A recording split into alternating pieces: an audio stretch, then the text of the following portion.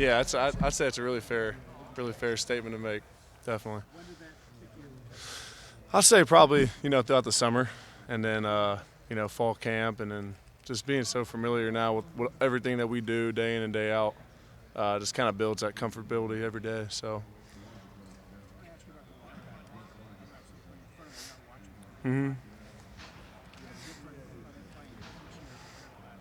I mean, I think you guys can see, they're playing great. They're playing great football. Tommy and Steele are both having great years. I think they'll both be, they should both be, in the consideration for All-Americans.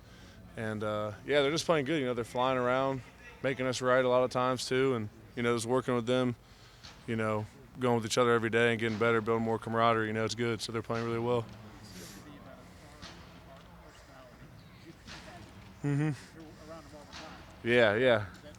I mean, maybe a little bit towards the media, it could look like that, but like Tom, he talks a lot more than it appears. Like Tommy's a funny guy to hang around, in the Woody and in the locker room. So, the media doesn't really get to see a whole lot of that, but we see it. So, it's fun.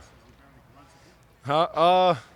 It's probably because he likes to rip our ass a lot in practice, so we kind of just give grunts back to him. So that's kind of how that goes. Jack, when Zach kicks inside, what makes him a weapon there?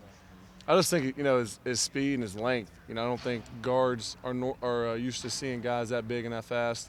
On the inside, and I think it's a mismatch. 90% of the time. So. Does it make you jealous? You want to do that too? I don't really want to kick down inside too much. I want to stay on the edge, but yeah.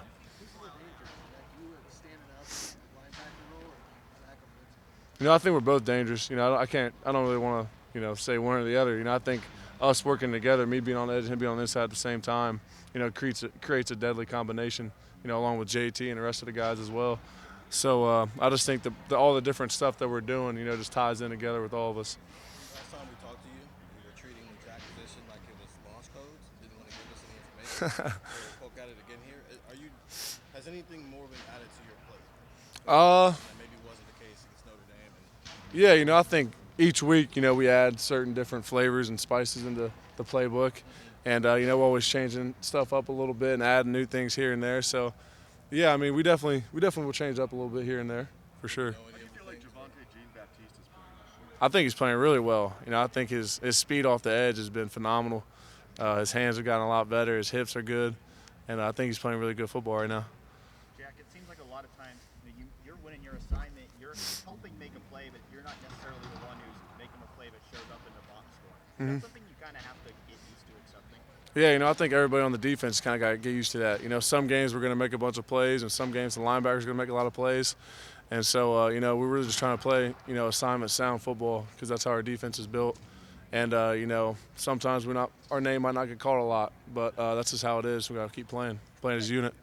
What's the longest talk, speech, whatever you want to call it, that you've heard Tommy Eichenberg give? He's got up in front of the team and talked a bunch, so we're used to Tommy talking. Like I said, Tommy's a funny guy off the field, good guy to hang out with. So, yeah, we hear him talk all the time, you know what I mean? But when he speaks, where can you tell it's coming from? You know what I mean? Can you tell it's coming from a credible source, so to speak? Oh, yeah, Tommy's a very credible guy as it is, super hard worker, so we all respect the hell out of him. And, whenever he talks, we listen.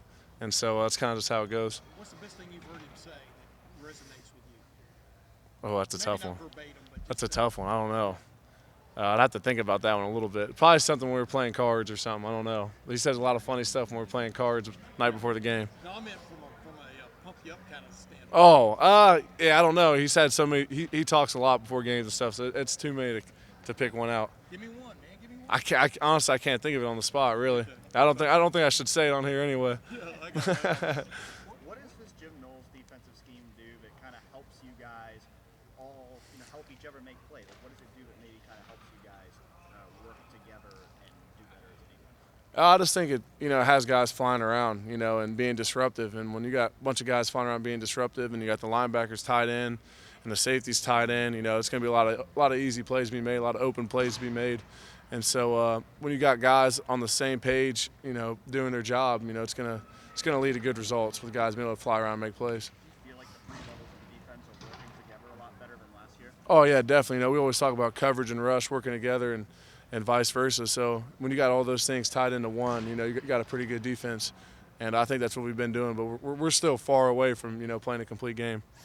What does that look like? What does a complete game look like? I don't know. We got to see. It should be fun to see. It was pretty close last year when you played these guys. What do you remember about that? Yeah, I just remember jumping out on them early. You know, I think by the time the first quarter was over, it was like 28-0 maybe. And so, you know, that was big. I think we had a big turnover. I think Rocket might have forced a fumble, and then offense scored quickly. You know, so it was a quick change of the game. So. Jack, do you feel like go ahead. The first road game, what are your thoughts about it? Yeah, you know, I personally like playing on the road. I like going to other people's stadiums, and you know, playing on the road. You know, the whole travel, the whole build up to the game. So, you know, I'm looking forward to it. I know the rest of the team is looking forward to it as well.